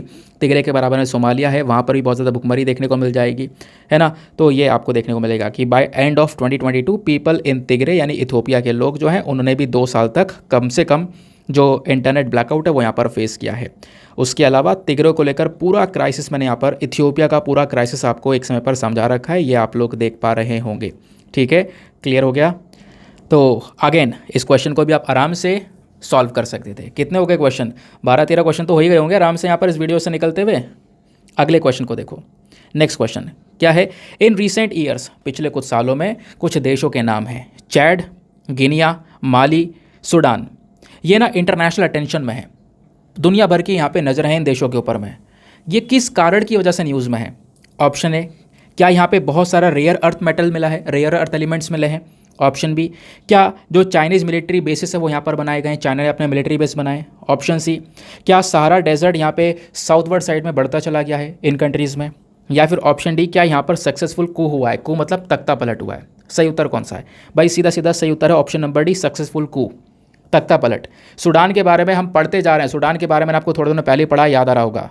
नहीं याद है तो सीधा सीधा यहाँ पे सर्च बॉक्स में टाइप करेंगे, अपन लिखेंगे सूडान। सूडान के बाद मैं यहाँ पर कू भी लिख देता हूँ, ये लिख दिया मैंने, कू मतलब तख्ता पलट। देखो कब कब पढ़ा है, तारीखें देख लो। उसके बाद में यहाँ पर 25 अप्रैल से पहले 22 अप्रैल, 19 अप्रैल, ये लगातार यहाँ पे उस समय पर न्यूज़ में था, क्योंकि एक लड़ाई चल रही थी। मैंने आपको यहाँ पर सूडान क्राइसिस के बारे में समझाया भी था। तो यहाँ पर आप लोग देख पा रहे होंगे एग्जैक्टली यहाँ पे कू के बारे में बात की जा रही है, और मिलिट्री यहाँ पे कह सकते हो कि सूडान में मिलिट्री पावर चल रहा है, और आपस में जो है वो आपस में भिड़ भी चुके हैं, ठीक है। दोस्तों मुझे लगता है वीडियो बीच बीच में कटा होगा, पता है क्यों? जहाँ मैं वीडियो पॉज कर रहा हूँ ना, मुझे लगा था मैं पॉज कर चुका हूँ, मैं वीडियो बोलता जा रहा हूँ, रिकॉर्ड करता जा रहा हूँ। जब ऊपर देखता हूँ तो वो पॉज हुआ नहीं था या प्ले नहीं हुआ था, तो हो सकता है कट जाए, बट देखते रहना। यहाँ पर मैं आपको दिखा रहा हूँ कि एग्जैक्टली कहाँ से क्वेश्चन पूछे गए हैं। दोस्तों ये बताओ मज़ा आ रहा है या नहीं आ रहा है? मतलब ये चीज़ें डायरेक्टली आ रही हैं या नहीं आ रही हैं? मतलब आप अच्छे से दोनों वीडियोस फॉलो कर रहे हो तो आपको बहुत अच्छी चीज़ें समझ में आएंगी। मैं अभी भी आपको 10 क्वेश्चंस ऐसे दिखा सकता हूँ जो डायरेक्टली वीडियोस हैं, दिखाऊंगा, आप बस खाली चेक करते चलो, ठीक है। अगला क्वेश्चन यहाँ पर देखो। नेक्स्ट क्वेश्चन में आपसे पूछा गया, 2 स्टेटमेंट दिए गए हैं, स्टेटमेंट 1 और स्टेटमेंट 2, और पूछा गया है कि बता दो कौन सा स्टेटमेंट यहाँ पर सही है। मतलब इनमें से बोथ स्टेटमेंट 1 स्टेटमेंट 2 करेक्ट हैं, जो स्टेटमेंट 2 है वो करेक्ट एक्सप्लेनेशन है स्टेटमेंट 1 का, या स्टेटमेंट 1 और स्टेटमेंट 2 सही है, या फिर जो स्टेटमेंट 2 है वो करेक्ट एक्सप्लेनेशन नहीं है स्टेटमेंट 1 का। थोड़े कन्फ्यूजिंग है स्टेटमेंट, बट अगर आपने कॉन्सेप्ट क्लियर किए हैं तो आप आराम से बाजी मार ले जाओगे। स्टेटमेंट 1 क्या बोलता है? इजराइल ने एस्टेब्लिश किया है diplomatic relations with some Arab states. कुछ अरब कंट्रीज़ के साथ में इजराइल ने रिलेशंस को बना लिए। कुछ दिन पहले मैंने इजराइल और पैलेस्टीन का जो कॉन्फ्लिक्ट है आपको समझाया था, वहाँ पे मैंने आपको बताया था कि बहुत सारी कंट्रीज़ ऐसी हैं जो कि इजराइल को एक देश नहीं मानती हैं। क्यों? क्योंकि इजराइल धीरे धीरे करके वहाँ पे बसा। इजराइल ने यहाँ पर उस पूरे पैलेस्टीन वाले एरिया को कब्जाया। पैलेस्टीनियंस बहुत कम जगह में, वेस्ट बैंक वाले या जो हमारा गाज़ा पट्टी वाला रीजन है, केवल वहीं पे रह रहे हैं। तो कोई भी जो अरब कंट्रीज़ है वो इजराइल को एक देश का दर्जा देना मतलब जा नहीं रहा था। लेकिन धीरे धीरे करके अब्राहम अकॉर्ड, याद होगा अब्राहम अकॉर्ड, धीरे धीरे करके कुछ कंट्रीज़ सामने आई जिन्होंने इजराइल को एक देश मानना स्टार्ट किया, यानी कि अरब स्टेट्स आए बीच में, अरब कंट्रीज़ ने यहाँ पर अपने रिलेशंस मेंटेन करने स्टार्ट किए। तो बिल्कुल पहला स्टेटमेंट सही है, इजराइल ने कुछ डिप्लोमेटिक रिलेशंस कुछ अरब स्टेट्स के साथ में बना लिए हैं। पहला स्टेटमेंट करेक्ट है। दूसरा स्टेटमेंट गलत है, क्योंकि यहाँ पे बोला गया है अरब पीस इनिशिएटिव, जो कि सऊदी अरेबिया ने मीडिएट किया था, ये इजराइल और अरब लीग ने साइन कर दिया है, ऐसा नहीं है। ये आपने ध्यान रखना है। अरब लीग में बहुत सारे देश आते हैं। दोस्तों मैं आपको बता दूं, ये सारी चीज़ें मैं पढ़ा चुका हूँ, मैं आपको सर्च कर करके दिखाता हूँ। पहले मैं आपको थोड़ा सा अब्राहम अकॉर्ड के बारे में दिखाता हूँ, ठीक है। वो याद आ गया होगा मुझे, तो ये क्वेश्चन देखकर काफ़ी सारी चीज़ें याद आ गई थी एकदम से। यहाँ पर आप देख पा रहे होंगे 23 नवंबर को यहाँ पे डिस्कस किया हुआ है अब्राहम अकॉर्ड के बारे में, I2U2 इनिशिएटिव के बारे में। कई सारी कंट्रीज़ ऐसी थी जिन्होंने क्या किया है, इजराइल को एक कंट्री का दर्जा दिया है। उसके बाद हम लोगों ने 6 अगस्त को भी यहाँ पर डिस्कस किया था। जैसे आप देख पाओगे UAE एक अरब कंट्री है, ठीक है। तो UAE है, जॉर्डन है, जॉर्डन ने भी यहाँ पे इजराइल के साथ में 1994 में डील साइन कर ली थी। इजिप्ट ने 1979 में, UAE ने यहाँ पर आ गया बीच में। इस प्रकार से कुछ अरब स्टेट्स हैं जिसके डिप्लोमेटिक सीधा सीधा देखो पिक्चर में लिखा है, ये ब्लू पोर्शन, ये ब्लू पोर्शन, ये ब्लू पोर्शन, ये इजिप्ट है, ये जॉर्डन है, और इजराइल कहाँ पर है, मैं रेड से बना रहा हूँ, ये रहा इजराइल, ठीक है। अब ब्लू से देखो, ये रहा UAE। क्या लिखा है, जो ये ब्लू वाले पोर्शन है, Arab state having diplomatic ties with Israel, ये कुछ अरब कंट्रीज है जिनके रिलेशंस इजराइल के साथ में ऑलरेडी हैं। मिल गया। तो पहला स्टेटमेंट हो गया सही। लेकिन अभी भी कुछ देश यहाँ पे आसपास हैं, इराक है, सीरिया है, भाई सीधी सीधी लड़ाई है इजराइल की, लेबनान है, सीधे सीधे लड़ाई है इनकी, आपस में बहुत कट्टर दुश्मनी है इनकी, लगातार रॉकेटें चलते हैं, हज़ारों रॉकेट यहाँ पर फायर होते हैं। तो क्या बाकी लोगों ने भी इसको एक देश का दर्जा दे दिया है? ऐसा नहीं हुआ है। दूसरा स्टेटमेंट इस वजह से गलत है।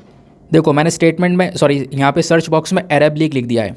अरब लीग का पढ़ा था हमने अभी 16 मई को अरब लीग के बारे में पढ़ा है, ये आप देख पा रहे होगे अरब लीग, क्योंकि रिसेंटली सीरिया ने अरब लीग को ज्वाइन किया है। तो अरब लीग में 22 देश आते हैं, बहुत सारे, Egypt, Iraq, Jordan, Kuwait, Lebanon, भाई इजराइल और लेबनान टक्कर में लड़ते रहते हैं सामने, पैलेस्टीन आ गया, पूरी लड़ाई है सीधी सीधी। तो ये सब कभी भी पीस इनिशिएटिव अभी साइन नहीं करेंगे, ठीक है। तो यहाँ पर भी आपका स्टेटमेंट सीधा सीधा निकल कर आ जाता है, आपका स्टेटमेंट 1 केवल सही है, दूसरा वाला यहाँ पर गलत है। तो 94 का आपका आंसर क्या निकल कर आएगा, option number C, statement 1 is correct but statement 2 is incorrect. अब ये देखो, ये क्वेश्चन भी यहाँ पर मुँह जबानी यहाँ पे सॉल्व किया जा सकता है। पूछा गया पिछले कुछ समय में कौन सा एक देश है जो कि बुरी तरह से सफ़र कर रहा है फूड शॉर्टेज की वजह से, खाने की कमी की वजह से। तो उसका सही उत्तर है सोमालिया, क्योंकि इथियोपिया एरिट्रिया के बराबर में है, जो हमारा हॉर्न ऑफ अफ्रीका है, वहीं पर सोमालिया आता है। हॉर्न ऑफ अफ्रीका में पिछले कुछ समय पर लंबी आप कह सकते हो लड़ाइयाँ चली हैं, सोमालिया में भी कुछ इश्यूज़ हैं, जिसकी वजह से यहाँ पर इसका 78 का ऑप्शन नंबर 4 जो है सही उत्तर है। कई बार ये भी डिस्कशन किया हुआ है। चलो अगले आर्टिकल पर आते हैं। इंटरेस्टिंग टॉपिक, ये आर्टिकल इकोनॉमी का है, मतलब ये क्वेश्चन इकोनॉमी का है। कम से कम 16-17 क्वेश्चन डिस्कस कर चुके हैं। अगला क्वेश्चन भी देखो, यहाँ पर आपसे पूछा गया consider the following statements with reference to India. India के रेफरेंस में 2 स्टेटमेंट्स है, बताओ कौन सा स्टेटमेंट यहाँ पर सही है। 1 ओनली, 2 ओनली, दोनों सही है या दोनों गलत हैं। पहला statement, according to MSME micro small medium enterprise development act 2006 के तहत जो मीडियम एंटरप्राइज, समझ रहे हो ना, MSMEs कई बार आपको पढ़ा रखी है, माइक्रो स्मॉल मीडियम जो कंपनीज होती हैं, एंटरप्राइजेस होते हैं, ठीक है, छोटी छोटी जो यहाँ पर ग्रुप्स की हम लोग बात कर रहे हैं। माइक्रो छोटा है, स्मॉल उससे बड़ा, मीडियम उससे बड़ा। तो इसके तहत यहाँ पर इनका जो एक्ट है वो ये बोलता है कि जो मीडियम एंटरप्राइज होती हैं वो वाले बिजनेस होते हैं जिसमें इन्वेस्टमेंट जो किया जाता है ना प्लांट एंड मशीनरी में, वो 15 करोड़ से 25 करोड़ के बीच का होता है। भाई गलत है सीधा सीधा। क्यों? क्योंकि यहाँ देखो सर्च बॉक्स में चलते हैं और MSME लिखते हैं। क्या लिखते हैं? MSME। ऊपर चलते हैं और यहाँ पर सीधा लिखा हुआ गया MSME। तारीख देख लो, पुराने ही है, 4 नवंबर, ऐसा कुछ नहीं है कि जो मैंने अभी ऐड किया हो, सब पहले का डिस्कस किया हुआ है। यानी पिछले 1 साल से काफ़ी कुछ पूछा गया है, ये आप देख पा रहे होंगे। तो माइक्रो स्मॉल मीडियम एंटरप्राइजेस पूछा गया था, क्या क्या आ गया था आपसे, मीडियम एंटरप्राइज में जो इन्वेस्टमेंट होता है ना, इन्वेस्टमेंट वो 50 करोड़ से ज़्यादा नहीं हो सकता। वहाँ पे एक लिमिट दे दी गई है क्वेश्चन में कि 15 करोड़ से 25 करोड़ के बीच में होगा बस। भाई 25 करोड़ से ज़्यादा भी तो हो सकता है, 15 करोड़ से कम भी हो सकता है, बट 50 करोड़ से ज़्यादा नहीं हो सकता। और जो एनुअल टर्नओवर है वो 250 करोड़ से ज़्यादा नहीं हो सकता। अगर इतना डेटा है तो वो मीडियम एंटरप्राइज कहलाता है। माइक्रो एंटरप्राइज कौन से कहलाते हैं? जिनका जो इन्वेस्टमेंट है वो यहाँ पर 1 करोड़ से ज़्यादा नहीं होता और टर्नओवर 5 करोड़ से ज़्यादा नहीं होता।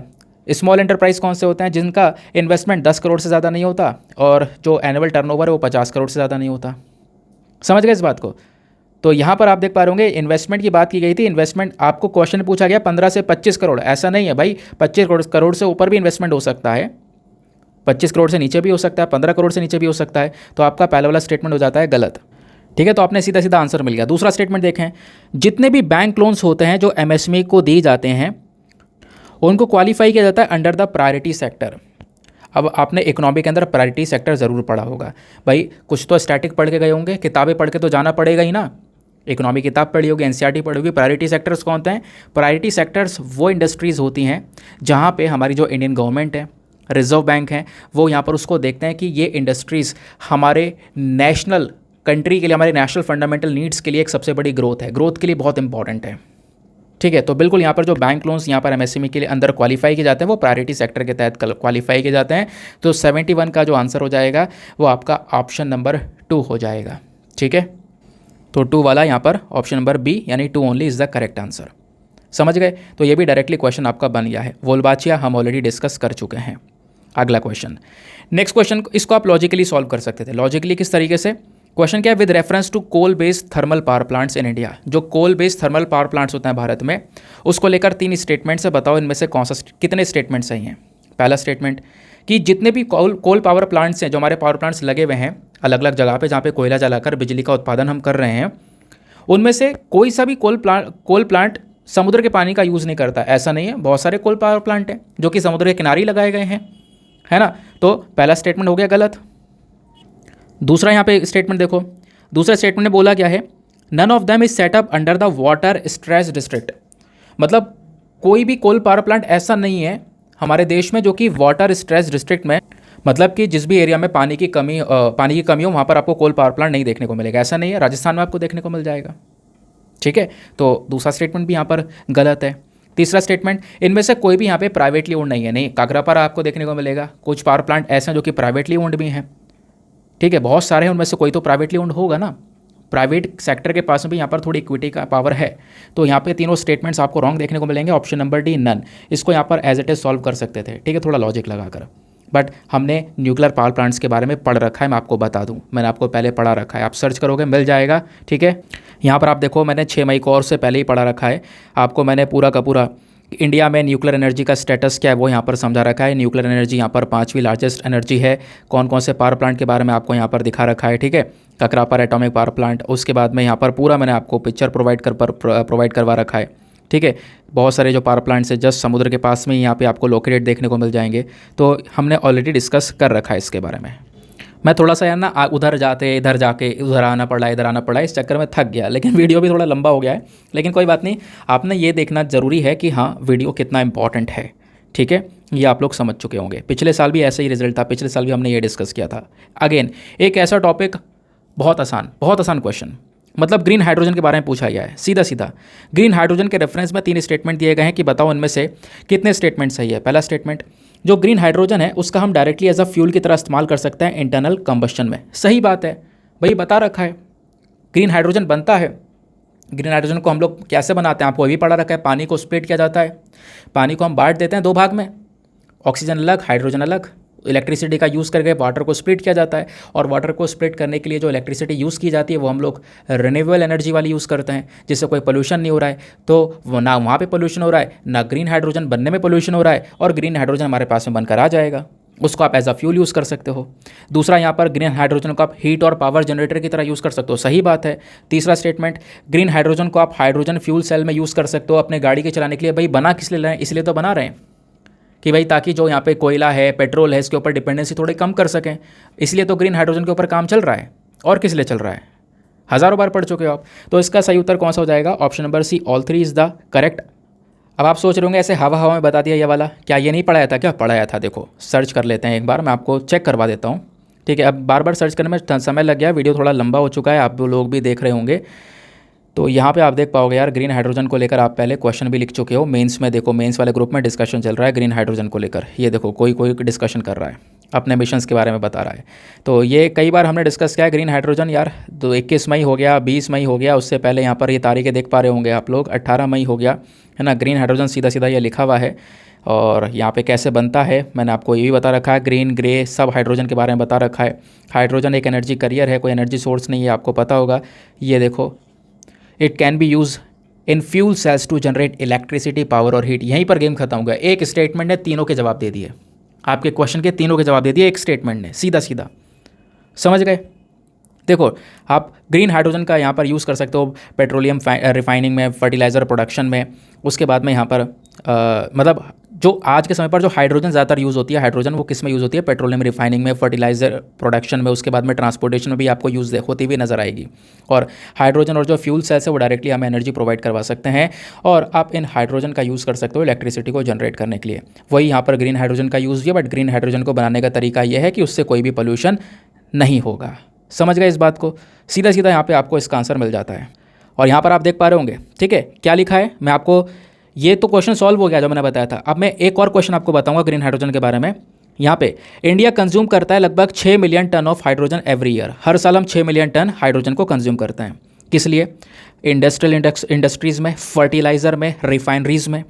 फर्टिलाइज़र सेक्टर, रिफाइनरी सेक्टर, सब जगह पर यहाँ पे ग्रीन हाइड्रोजन यूज़ हो रहा है। हो रहा है नहीं हो रहा है? मतलब हाइड्रोजन भी यूज़ हो रहा है। ठीक है, अभी हम ग्रीन हाइड्रोजन की तरफ धीरे धीरे बढ़ रहे हैं। तो दोस्तों सीधा सीधा ये वाला क्वेश्चन का तो निपटारा हमने कर दिया है। C all 3 is the correct answer. ठीक है, उसके अलावा यार यहाँ पे आप ये देख सकते हो, एक और क्वेश्चन आया है ग्रीन हाइड्रोजन के ऊपर ही बेस्ड। एक और क्वेश्चन आपको देखने को मिलेगा। क्या है question? Consider the following heavy industries, fertiliser plant, oil refineries और स्टील प्लांट्स। ये 3 जगह, 3 इंडस्ट्रीज़ के नाम दिए गए हैं। बताओ जो ग्रीन हाइड्रोजन है, हम ग्रीन हाइड्रोजन को कहाँ पे यूज़ कर सकते हैं यहाँ से पोल्यूशन को कम करने के लिए? मैं आपको बताऊं, तीनों इंडस्ट्रीज़ हैं। कहोगे सर इतना तो समझ में आ गया, हाँ ग्रीन हाइड्रोजन का हम फर्टिलाइज़र प्लांट में और ऑयल रिफाइनरीज में यूज़ कर सकते हैं, अभी आपने बताया था। लेकिन ये नहीं पता स्टील प्लांट्स के अंदर यूज़ कर सकते हैं, तो मैं आपको ये भी दिखा देता हूँ। वापस टेलीग्राम पर आएंगे, सीधा यहाँ पर सर्च बॉक्स में अपन टाइप करेंगे स्टील। ठीक है, स्टील आपने लिखा और सीधा नीचे आ जाओ। मैंने अभी आपको डीकार्बोनाइजेशन ऑफ स्टील के बारे में पढ़ाया था, आपने देखो मेंस आंसर राइटिंग भी कर रखी है। देखो बच्चे यहाँ पर आंसर लिख चुके हैं डीकार्बोनाइजिंग स्टील सेक्टर के ऊपर में। ठीक है, ये आप देखो कुछ दिन पहले की बात है, 22 मई की बात है। तो डीकार्बोनाइजिंग स्टील सेक्टर यहाँ पे पढ़ाया था। यहाँ पे किस चीज़ की बात हो रही है? ग्रीन हाइड्रोजन की। तो ग्रीन हाइड्रोजन यूज़ करके हम क्या कर सकते हैं? इस पूरे स्टील सेक्टर को डीकार्बोनाइज कर सकते हैं, यानी कि यहाँ से भी कार्बन एमिशंस को रोक सकते हैं। यहाँ पर आप देख पा रहे होंगे, एक green steel industry can enable India to be a green steel manufacturing hub. तो सीधा एक ही टॉपिक से 2 क्वेश्चन यहाँ पे सॉल्व हो गए। आपका यहाँ पर भी option number C all 3 is the correct. 99 का ऑप्शन नंबर सी हो जाता है। एक और क्वेश्चन सॉल्व हो गया, मतलब लास्ट के क्वेश्चन देख रहे हो, धड़ाधड़ यहाँ पर आपके सारे के सारे सॉल्व हो चुके हैं। ठीक है, तो दोस्तों समझ रहे हो ना, ये वो क्वेश्चन है जो हम लोग डायरेक्टली डिस्कस कर रहे हैं। 20 से ज़्यादा क्वेश्चन मैं आपको बता चुका हूँ। अब इमेजिन करो कि ये वीडियोज़ काफ़ी हेल्पफुल हैं अगर आप यहाँ पे थोड़ा डिटेल से देखते हो, अच्छे से यहाँ पर चीज़ों को समझते हो, दोनों वीडियोज़ को फॉलो कर रहे हो तो। ठीक है, अभी मैं आपको और क्वेश्चन दिखाना चाहता हूँ। एक क्वेश्चन यहाँ पर ये वाला है, एक क्वेश्चन भी लोगों को डिफिकल्ट लग रहा था।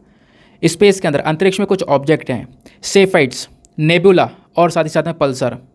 बताओ यहाँ पर किस चीज़ को लेकर क्या चीज़ सही लिखी हुई है? क्या सेफाइट एक जाइंट क्लाउड है डस्ट और गैस का स्पेस में? गलत है बिल्कुल, क्योंकि ये जो जाइंट क्लाउड ऑफ डस्ट और गैस होता है वो नेबुला होता है। ठीक है, नेबुला होता है आपका जाइंट डस्ट और क्लाउड, ये आपको ध्यान रखना है। तो ये चीज़ तो यहाँ पर ये मैच होती है, और पहला वाला स्टेटमेंट भी गलत है, दूसरा वाला स्टेटमेंट भी गलत है। ठीक है, थर्ड वाला देखो, पल्सर्स। पल्सर्स बेसिकली एक प्रकार के न्यूट्रॉन स्टार्स होते हैं जो कि बनते हैं, और तब बनते हैं जब एक बहुत बड़ा जो स्टार है वो यहाँ पर कोलैप्स हो जाता है, तब यहाँ पे पल्सर बनते हैं। तो थर्ड वाला स्टेटमेंट केवल और केवल सही है। यानी कि अगर हम देखें तो इसका सही उत्तर कौन सा होगा? Option number A, only 1। केवल इन तीनों स्टेटमेंट्स में से केवल और केवल एक स्टेटमेंट सही है। कहोगे क्या पढ़ा था? बिल्कुल पढ़ा था। देखो सर्च बॉक्स में मैं जा रहा हूँ, पल्सर लिखूँगा। ठीक है, पल्सर मैंने लिखा और यहाँ पे आ गए। बात है ये 2022 की 5वें महीने की 8 तारीख की, यानी जून के समय पर, सॉरी 8 मई 2022 में, लगभग 1 साल हो चुका है। तो what is a Pulsar? Pulsar एक सेलेस्टियल ऑब्जेक्ट है। ठीक है, ये सब लिखा हुआ है नीचे देखो। Pulsar R super dense rapidly spinning neutron star. Game खत्म यहीं पर। ये कब बनता है? जब एक बहुत बड़ा स्टार एक्सप्लोड हो जाता है, तब जाकर बनता है।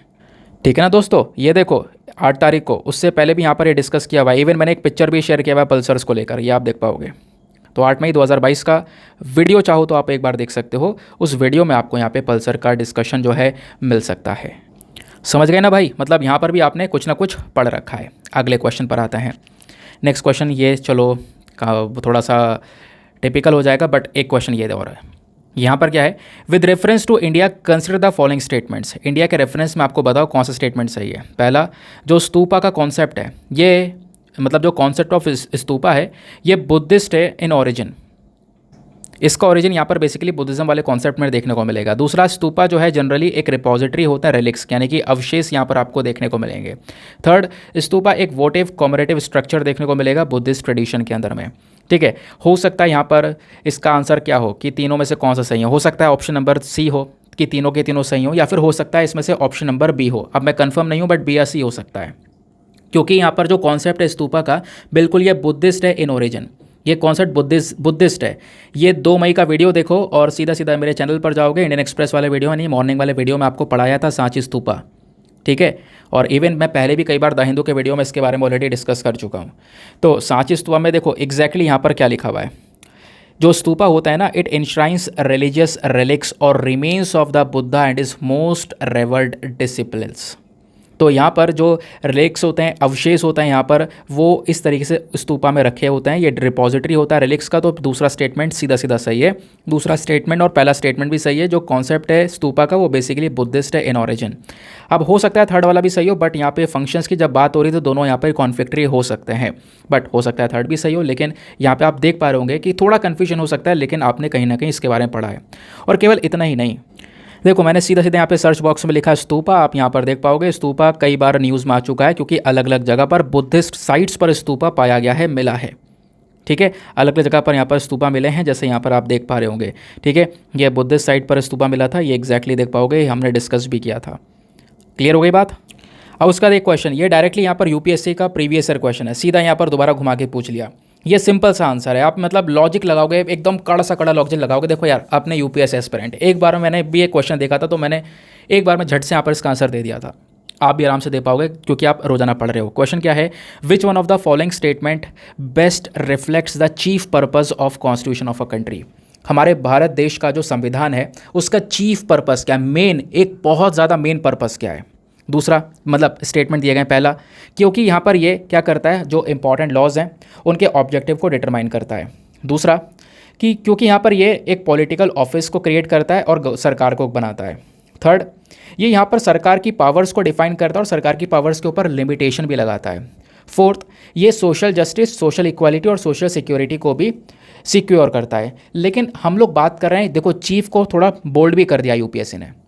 मोस्ट इंपॉर्टेंट पर्पस क्या हो सकता है इन चारों में से, वैसे चारों कहीं ना कहीं हो सकते हैं, चारों मिलते जुलते हैं, मोस्ट इंपॉर्टेंट कौन सा हो सकता है। आप कहीं ना कहीं सी और डी में फंस रहे होंगे कि भाई यहाँ पर social justice, social equality, social security ये भी मिलता है भाई संविधान से, लेकिन इसका जो सही उत्तर है वो यहाँ पर सी होगा, क्योंकि संविधान डिफाइन करता है सरकार की पावर्स को और लिमिटेशन, रोक भी लगाता है कि सरकार यहाँ पे इतना नहीं बढ़ सकती आगे। ये बिल्कुल चीफ पर्पस है, सबसे इंपॉर्टेंट पर्पस यही है, पावर भी देना और रोक के भी रखना। समझ गए। तो ये हम लॉजिक लगा के भी सॉल्व कर सकते थे। दोस्तों कितने क्वेश्चन हो गए, 20 से ऊपर हो गए। अभी भी बहुत सारे क्वेश्चंस हैं, सच्ची बता रहा हूँ। और बहुत सारे लोग यहाँ पर बोल रहे हैं कि कुछ आता नहीं है। ये देखो, आप प्रूफ के साथ में चीज़ें दिखा रहा हूँ मैं आपको। ठीक है, एक क्वेश्चन ये देखो, consider the following statements. 2 statement दिए गए, स्टेटमेंट 1 और स्टेटमेंट 2। स्टेटमेंट 1, जो कार्बन मार्केट्स होते हैं, carbon markets are likely to be one of the most widespread tools in the fight against climate change. Climate change जो temperature लगातार बढ़ रहा है उससे लड़ने के लिए सबसे बढ़िया चीज़ है कार्बन मार्केट। आपको समझाया था कार्बन क्रेडिट का सिस्टम, भाई टोकन खरीदो लो दो, इंडस्ट्रीज जो करती हैं। स्टेटमेंट 2 क्या बोलता है कि जो कार्बन मार्केट है वो अपने रिसोर्स को एक प्राइवेट सेक्टर से स्टेट के पास में ट्रांसफ़र भी कर सकती हैं। बट ऐसा कुछ तो अपन ने पढ़ा नहीं था, लेकिन फिर भी देखो जो 23 है ना, 23 का जो आंसर है आपको देखने को मिलेगा सी वाला। स्टेटमेंट 1 सही है, दूसरा स्टेटमेंट गलत है। अब आप कहोगे सर इतना भारी क्वेश्चन हवा में बता रहे हो क्या, पढ़ाया है क्या? ये देखो, तारीख 16 मई 2023, इंडियन एक्सप्रेस एनालिसिस, दीपक यादव एजुकेशन, सर्च कर लेना। 12 दिन पहले आपको पढ़ाया है कार्बन मार्केट के बारे में। ये आपको टॉपिक भी दिख रहा होगा। सीधा सीधा पहले ही स्टेटमेंट में गेम खत्म है। क्या स्टेटमेंट है, कार्बन मार्केट एसेंशियल टूल है for putting a price on carbon emission. Game खत्म, पहला स्टेटमेंट हो गया हमारा सही। ठीक है, और कार्बन मार्केट किस चीज़ के लिए, क्लाइमेट चेंज को रोकने के लिए, यानी कार्बन एमिशन को कंट्रोल करने के लिए, टेम्परेचर को कंट्रोल करने के लिए। ठीक है, क्योंकि कार्बन क्रेडिट यहाँ पर लिया जाता है, एक carbon credit is equals to 1 tonne carbon dioxide होता है, यानी कि एक क्रेडिट आपको मिलेगा, आप 1 टन तक क्या कर सकते हो, पॉल्यूशन कर सकते हो। अगर आपके पास बच जाता है तो यहाँ पर अपने जो क्रेडिट कार्ड हैं, जो क्रेडिट आपने लिए हैं वो दूसरे को बेच सकते हो। आप कॉन्सेप्ट यहाँ पे समझ सकते हो, मैं कॉन्सेप्ट नहीं समझा रहा हूँ, समझाऊंगा तो और वीडियो लंबा हो जाएगा, वो मेरा काम नहीं है। अभी समझना है तो यहाँ पे 16 तारीख का वीडियो आप देख के यहाँ पे समझ सकते हो। ठीक है, आगे आते हैं। देखो एक और क्वेश्चन क्या है, दो स्टेटमेंट दिए हैं यूरेनियम को लेकर। इंडिया के पास में बहुत सारा यूरेनियम डिपॉजिट है, लेकिन उसके बावजूद भी भारत अभी क्या कर रहा है, कोयले के ऊपर डिपेंडेंट है अपने इलेक्ट्रिसिटी प्रोडक्शन में। सही बात है, अभी जो हम ज़्यादातर कोयला का जो यूज़ कर रहे हैं, बिजली का उत्पादन जो कर रहे हैं वो कोयले को जलाकर ही कर रहे हैं, जबकि यूरेनियम डिपॉजिट है। तो यहाँ पर पहला स्टेटमेंट हो गया गलत, सॉरी सही। दूसरा स्टेटमेंट देखो, यूरेनियम जो है ना, ये यहाँ पे मतलब अगर इससे बिजली बनानी है तो कम से कम 60% इसको एनरिच करना पड़ेगा। एनरिच मतलब यूरेनियम को यूरेनियम के एग्जैक्ट फॉर्म में लेकर आना पड़ेगा, क्योंकि ये रॉ होता है। तो 60% एनरिच करने के बाद में हम इससे बिजली बना सकते हैं। तो क्या ये स्टेटमेंट सही है? नहीं, दूसरा स्टेटमेंट यहाँ पर गलत है। तो केवल पहला सही है, तो statement 1 is correct, statement 2 is not correct. अब ये कैसे समझेंगे, आगे देखते हैं। दोस्तों पहला वाला तो आप लॉजिक लगा के समझ सकते हो, है ना। दूसरा वाला स्टेटमेंट थोड़ा समझना ज़रूरी है, क्योंकि दूसरा वाला 60% एनरिचमेंट भाई कहाँ पढ़ा होगा, किसने पढ़ा होगा। तो इसको लेकर आप देखो, हमने पढ़ा था, यूपीएससी ने पूछा जो क्वेश्चन है ये हमने ऑलरेडी कवर कर रखा है। कब कब कवर किया है? 2 जनवरी को, उसके बाद में यहाँ पर आप देख पा रहे होंगे 15 जुलाई को, उसके अलावा बाद में 27 जून 2022 में, ये आप देख पा रहे होंगे सारी तारीखें। मैं ओपन कर देता हूँ, ये पिक्चर मैं आपको दिखाता हूँ। इस पिक्चर में सीधा सीधा यहाँ पर देखो क्या लिखा है, सिविल यूज़ के लिए, यानी कि अगर बिजली का उत्पादन पावर स्टेशंस में अगर हमें बिजली का उत्पादन करना है, पावर का प्रोडक्शन करना है, तो उसके लिए जो यूरेनियम है उसको हमें 4 to 5% एनरिच करना होगा।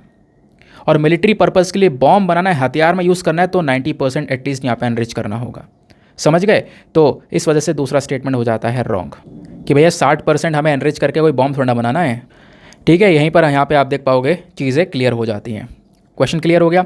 और भी ढेरों क्वेश्चन है दोस्तों, मैं आपको दिखा सकता हूँ। अब यह है कि टाइम थोड़ा सा ज़्यादा हो गया है, लेकिन फिर भी मैं एक और एनालिसिस लेकर आऊँगा जहाँ पे आपको और अच्छे से क्लैरिटी मिलेगी। अभी ना वीडियो थोड़ा सा लेट हो गया आपके पास में आते हुए, तो मेरे पास में काफ़ी सारे मैसेजेस रिसीव हो रहे हैं। लोगों का कहना यह है, क्या हुआ, कुछ नहीं आया ना पढ़ाया हुआ तुम्हारे वीडियो से।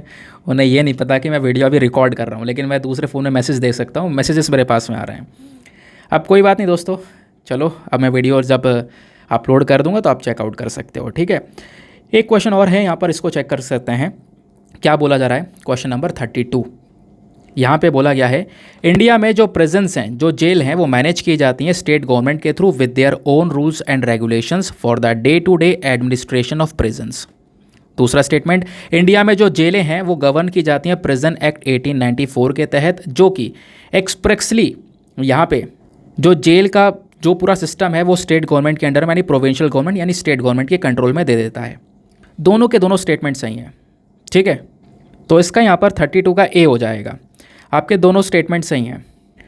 क्या हमने पढ़ा था? बिल्कुल पढ़ा था। देखो, क्योंकि जो प्रिजन वाला सिस्टम है, जो जेल वाला सिस्टम है, वो हमारी राज्य सरकार के अंडर में आता है। आपने संविधान में शेड्यूल्स के बारे में पढ़ा होगा, हमारे देश में यहाँ पर जेल का सिनेरियो क्या है, प्रिजन सिस्टम क्या है, तो ये सारी चीज़ें हम ऑलरेडी पहले भी कवर कर चुके हैं। जैसा यहाँ पर आप लोग देख पा रहे होंगे, प्रिजन एक्ट 1894 एग्जैक्टली क्या है, वो यहाँ पर आप चीज़ों को कवर कर पा रहे होंगे। देखो सीधा सीधा यहाँ पर तारीख देखना, ऊपर तारीख क्या लिखी हुई आ रही है, 30 मार्च। यहाँ पर देखना, 30 मार्च को हम लोग पढ़े थे हम लोग। एक प्रीवियस ईयर क्वेश्चन मैंने आपके साथ में डिस्कस किया था, यहाँ पे ऑलरेडी दिखाया गया था। क्या दिखाया गया था कि जो मैनेजमेंट और एडमिनिस्ट्रेशन होता है जेल का, जो प्रिजन्स का जेल का एडमिनिस्ट्रेशन होता है, वो सीधा स्टेट गवर्नमेंट के अंडर में आता है, हमारी राज्य सरकारों के अंडर में आता है। और वो राज्य सरकारी क्या करती हैं, गवर्न करती हैं प्रिजन्स एक्ट 1894 के तहत। ठीक है, तो ये जो प्रिजन एक्ट है डायरेक्टली हमारी स्टेट गवर्नमेंट्स को पावर देता है। तो दोस्तों ये सिंपल क्वेश्चन हो गया। देखो प्रिजन एक्ट 1894 के बारे में पूछा गया है, तो यहाँ पर दोनों के दोनों स्टेटमेंट सही हैं। इसके अलावा भी क्या और भी क्वेश्चन है? बिल्कुल, यहाँ पर आप देख पाओगे ये क्वेश्चन हमने ऑलरेडी सॉल्व किया है। ये यहाँ पर आपको देखने को मिलेगा ना, इस क्वेश्चन में क्या पूछा गया है कि कौन सा जानवर आपको देखने को मिलेगा, इनमें से कितने जानवर हैं जो कि नॉकटर्नल है। नॉकटर्नल मतलब जो कि बेसिकली रात में जागना पसंद करते हैं। ठीक है, तो जो मैकाओ है, मैकाओ तो नहीं है, लेकिन ये दोनों हैं, इसमें से दो हैं, मालाबार सिवेट और सांबर डियर। सांबर डियर के बारे में एग्जैक्टली हम लोगों ने पहले पढ़ रखा है।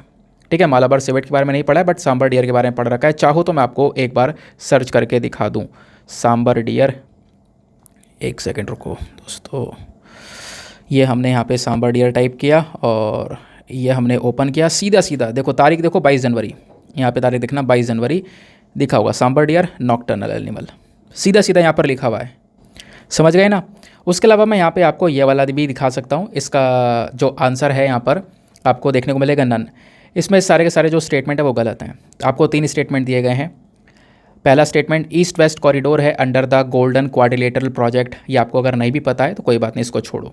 दो स्टेटमेंट देखो, दोनों के दोनों वैसे गलत हैं, ये दोनों के दोनों, सेकंड वाला भी और थर्ड वाला भी, दोनों गलत हैं। ट्राइलेटरल हाईवे कनेक्ट करता है हमारे किस किस को, थाईलैंड म्यांमार को मणिपुर के रास्ते से, ठीक है। लेकिन यहाँ पे जगह बोली गई है, देखो मोरहा जो है मणिपुर में, ठीक है, लेकिन चियांग माई थाईलैंड में नहीं, चियांग माई को नहीं कनेक्ट करता, दूसरे एरिया को कवर करता है। उसके बाद यहाँ पर दूसरा है BCIM के बारे में पूछा गया। BCIM क्या है? Bangladesh China India Myanmar economic corridor. तो ये BCIM है, ये उत्तर प्रदेश के वाराणसी से जाकर चाइना के कमिंग तक जाता है, तो ये भी गलत है। ये सब स्टेटमेंट गलत हैं। ऑप्शन नंबर डी आपका यहाँ पर नन ऑफ दीज सही होगा, ठीक है। इसके बारे में मोटा मोटा मैं आपको दिखा देता हूँ। पिछले साल अगस्त में 9 अगस्त को हमने यहाँ पर डिस्कस किया था BCIM कॉरिडोर के बारे में। तो बांग्लादेश चाइना इंडिया, ये जो कॉरिडोर है यहाँ पर आप देखोगे तो ये इंडिया के कोलकाता से स्टार्ट होता है, ना कि वाराणसी से। इस वजह से यहाँ पर थर्ड वाला स्टेटमेंट हो जाता है हमारा रॉन्ग। और उसके बाद हम लोगों ने यहाँ पर ट्राइलेटरल हाईवे के बारे में भी पढ़ा था। तो अगर अपन ट्राइलेटरल हाईवे को सर्च करते हैं तो वो वाला आंसर भी आपको निकल कर मिल जाएगा। सॉरी, ट्राइलेटरल हाईवे, एक सेकंड रुक जाओ, यही प्रॉब्लम है यार, मुझे पीछे यही करना पड़ा, इस चक्कर में वीडियो थोड़ा सा और लेंथी हो चुका है, ठीक है, कोई बात नहीं। यहाँ पर आप देखोगे तो ट्राइलेटरल हाईवे भी हम लोगों ने पहले पढ़ रखा है, पिछले साल ही पढ़ा था एग्जैक्टली, यहाँ पर आप देख पाओगे। तो ट्राइलेटरल हाईवे इंडिया से जाता है, इंडिया से गुजरता हुआ म्यांमार से गुजरता हुआ थाईलैंड तक जाता है, 3 देशों के बीच में हाईवे है, तो इसको ट्राइलेटरल बोलते हैं। तो मणिपुर के मोरा ठीक है, लेकिन यहाँ पे म्यांमार का जो एरिया है वो गलत लिखा हुआ है, यहाँ पे भी गलत लिखा हुआ है, इस वजह से बाकी स्टेटमेंट्स है वो यहाँ पर गलत हो जाते हैं। तो एक लॉजिक लगा के आपको नहीं पता है तो सपोज़ यहाँ पे भी गलत है सिंपल सा यहाँ पर यही कर सकते हैं अपन, मतलब एक लास्ट में, मतलब ये क्वेश्चन ऐसे हैं जो लास्ट में सॉल्व किए जाएँ, मतलब फिर भी आपको थोड़ा थोड़ा पता है, उस वाले क्वेश्चन की मैं बात कर रहा हूँ, समझ गए। तो ये था हमारा सारा का सारा डिस्कशन। आई होप गाइज आपको मज़ा आ चुका होगा, और ट्रस्ट मी, आप अगर वीडियो को सही से फॉलो कर रहे हो तो डेफिनेटली आप यहाँ पर बहुत कुछ अचीव करने वाले हो। बट कोशिश करो यहाँ पर आप लेक्चर को अच्छे से फॉलो कर सको, क्योंकि आप लोग देख पा रहे होंगे क्वेश्चंस को किस प्रकार से यहाँ पे पूछा जा रहा है रेगुलर बेसिस पर, ठीक है।